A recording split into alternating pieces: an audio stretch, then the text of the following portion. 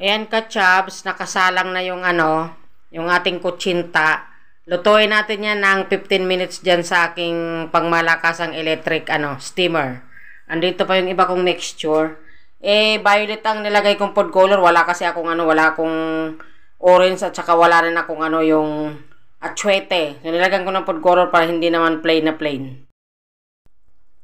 Ayan, gumawa ako ng ng condensed milk na na pang ko doon sa pang dip ko doon sa kutsinta ko. Konting asukal, tapos condense. Tas nung nung malapot na yung asukal, nilagay ko na yung condense, nilagyan ko ng ng mga 4 na kutsarang tubig. Ito na yung kinalabasan niya. Yan.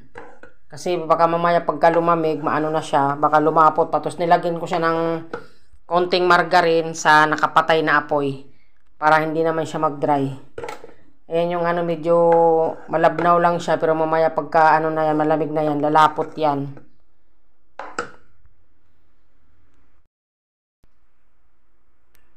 O ito na ka-chubs, yung ating kutsinta ay nakain na yung iba.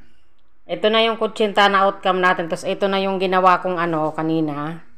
Ginawa kong pang sausaw dito. Yan. Sausaw natin dyan sa ginawa natin condense kanina.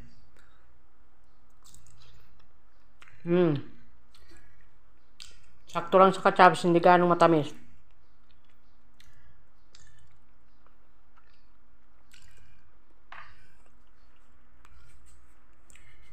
Ayan, kung nagustuhan mo yung paggawa ng kutsinta, kung nagustuhan mo yung paggawa ng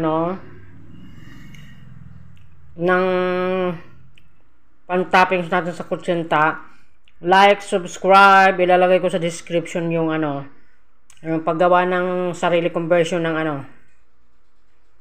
ng de leche na na pang bahay lang, hindi pang negosyo. Tsaka yung kutsinta na kahit simple lang lutuin, lalagay ko pa rin yung mga sangkap sa description. Ayun lang, like, subscribe, magandang hapon.